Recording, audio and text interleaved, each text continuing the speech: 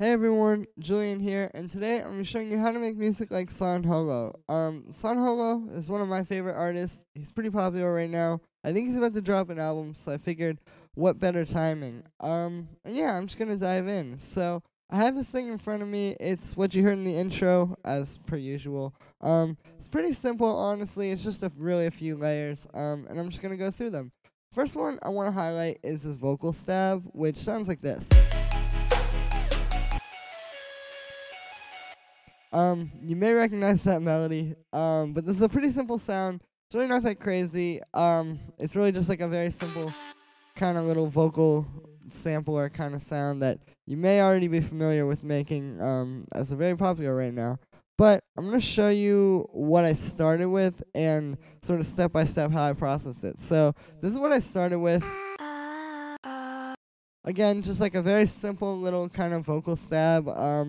No real guidelines with this, but it just has to be like a vowel sound. Like you need like an ooh or an ah or an e or like some sound like that, because if you just get somebody saying like a s or a t or some like one of those kind of sounds, it's not really gonna be. It doesn't really have like as much of a defined tone as like this.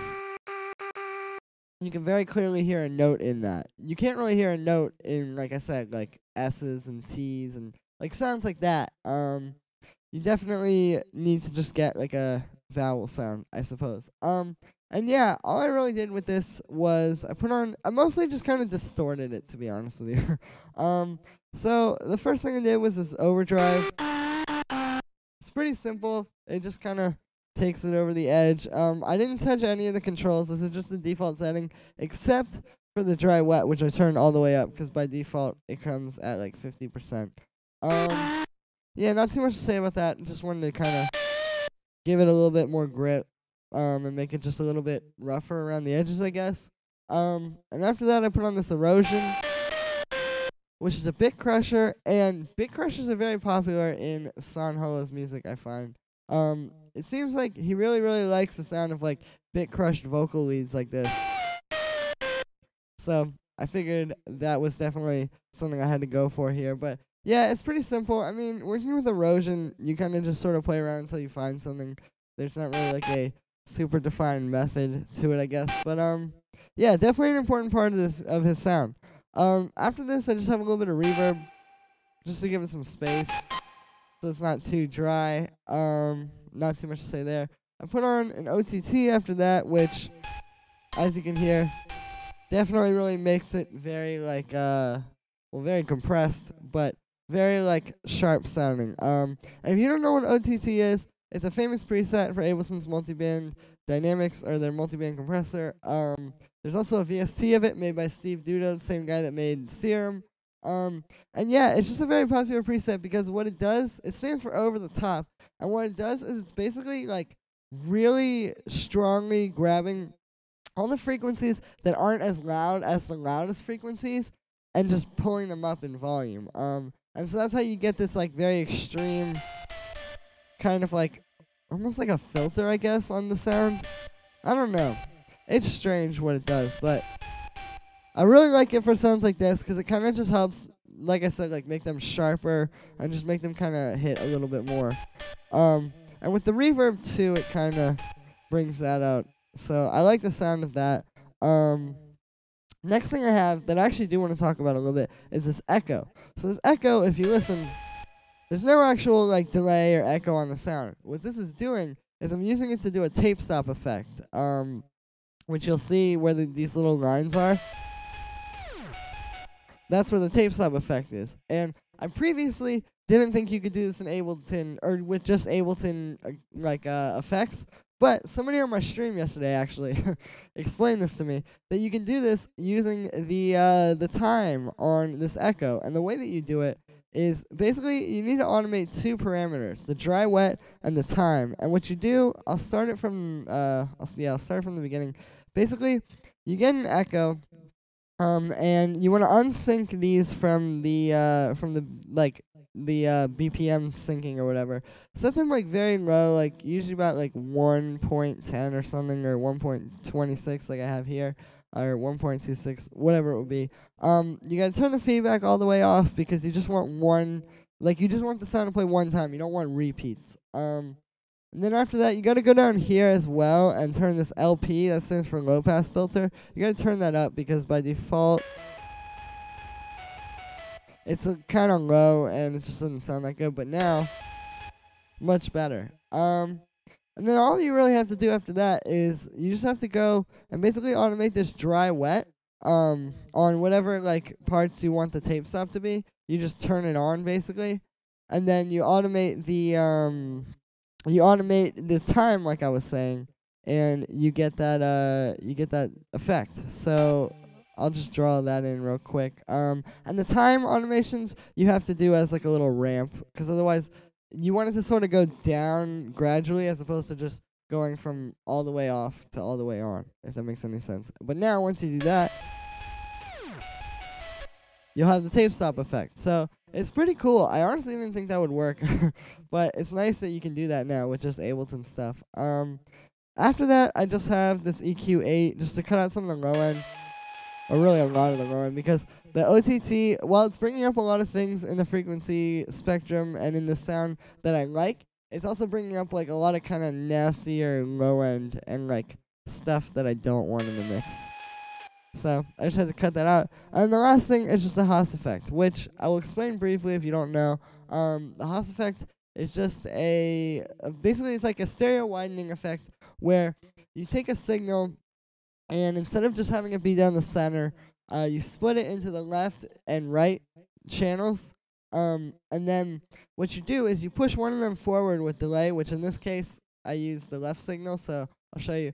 So you push, so you push one of them forward with like a little delay, and what happens is because it's happening like usually about 10 to 30 milliseconds after the other ear, you get this big stereo widening effect, and it gives you this illusion that you're only hearing one thing, and that it's just very wide.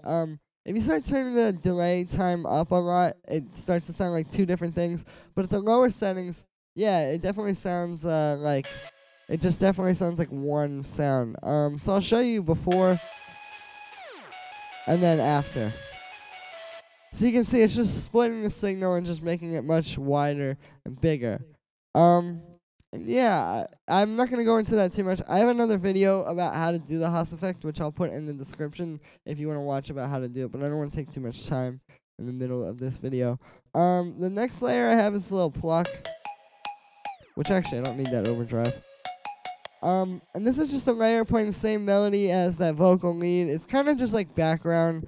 It just gives it a little bit more sort of punch, I feel like. It makes it a little bit more synthy sounding and a little bit more like, I think it just makes it, it just gives it a nice little punch. And yeah, it's a pretty simple sound. It's just this little one-shot pluck thing. I really have most of the same processing from the vocal lead, because usually what I do, like when I make stuff like this, is I'll just literally duplicate it and then put a new sound on here and keep the effects. But yeah, this is the dry sound, just a very tight little kind of synth pluck. And then all I did was I put on this utility, which converted it to mono, because there was some weird stereo stuff going on. You may or may not be able to hear it depending on what speakers you're on, but I just wanted to make it really simple and clean. After that, I have that same erosion. Again, just an important part of this kind of sound. Little reverb, a bit of OTT. Whoops. And then I have the echo doing the tape stops as well. And then I just have an EQ8 cutting out the low end. So again, pretty simple. It's really just a background layer to beef this one up. After that I have the chords, which I will show you. They're pretty simple. So the way I made this layer, when I was listening to SoundHollow's music, I noticed like a lot of times, especially in the song that this one may have been very inspired by, what he'll typically do is like his chords aren't super out there. Like a lot of times in Future Bass, of course, the chords are like sort of like a really big part of it, and they have to be like these big, wide, huge saw chords. But I've noticed Son kind of likes to have them in there still, but maybe draw a little bit of attention away from them and just keep them for like as like a nice layer to sort of just add some body to the whole mix. So that was kind of the approach I took here, and I think it sounds pretty good in this mix. It doesn't get in the way of the lead. Like, that's always the thing with Sans music. It's always about those, like, big leads and the big melodies and all that kind of stuff. And yeah, so all this is wow, my voice may have just cracked. So all this is it's just a saw wave in analog with a bit of noise. And what I did was I put a low pass filter on that to make it more like subdued, like I was saying. Really nothing going on as far as like modulation or anything goes. And then I set the amp like this, so it's just kind of like a brick.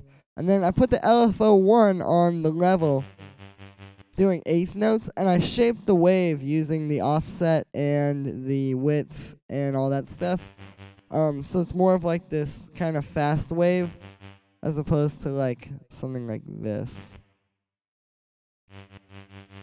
Yeah, so like as opposed to just something like this, it's just a little bit tighter this way, I think. That's really it inside of analog. Outside of analog, I have another bit crusher.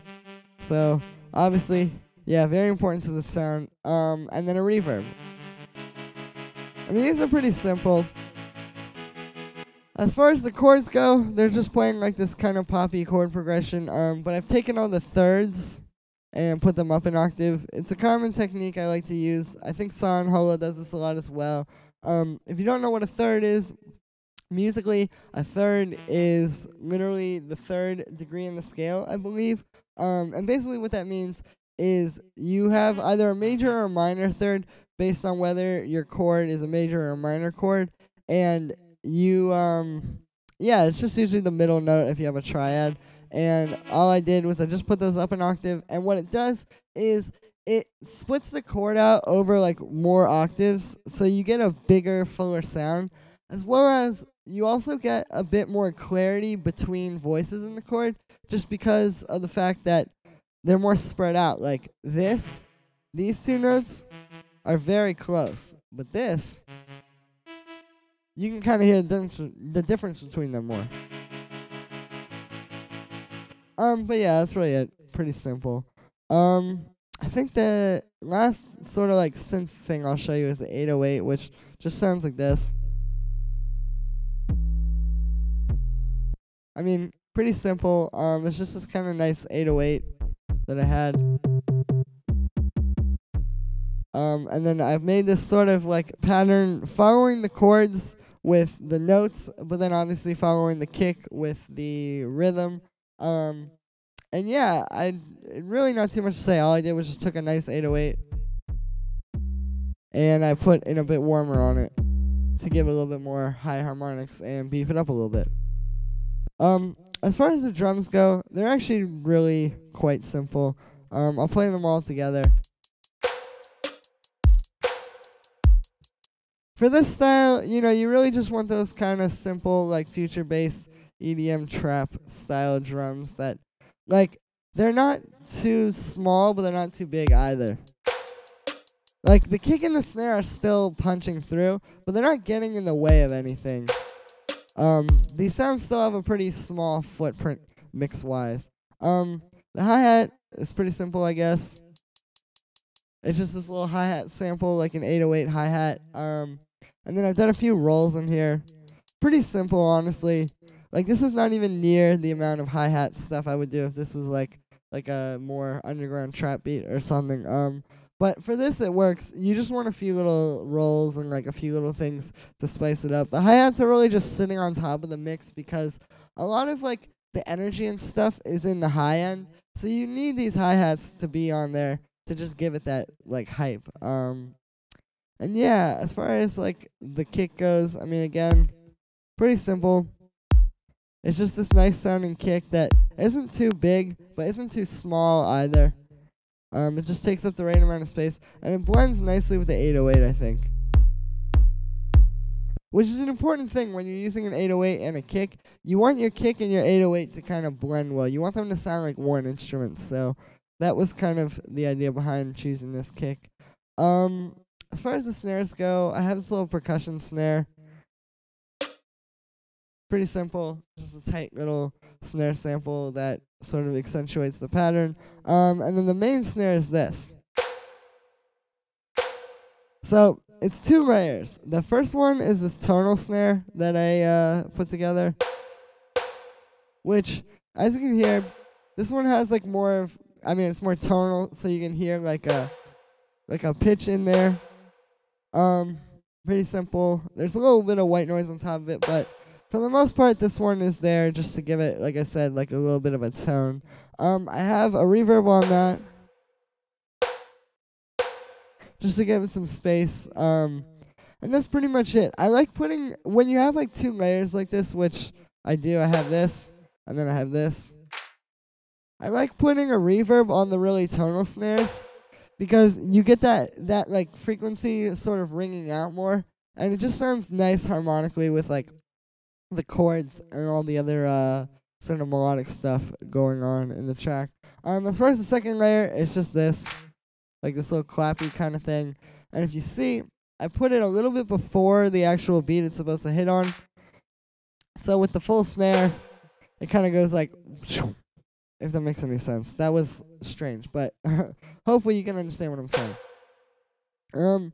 And yeah, that's pretty much it. I mean, really the main things here, it's a pretty simple, well, I don't want to say it's a pretty simple style of music, but it's not the hardest style of music, because it's more about like feelings and sort of like vibes than it is like super technical production stuff. I definitely would say this isn't like necessarily the hardest thing to do production wise, but it's definitely very effective music. Like it's very good music. I'm not saying that it's not good or anything. I'm just saying that it's definitely pretty simple, so you could probably do a lot with what I explained in this tutorial today. But anyway, guys, that's going to be it for today. I will see you guys again tomorrow for the tutorial. Make sure to like this video, subscribe, maybe share this video, comment, let me know what you think. And yeah, thank you so much, everybody.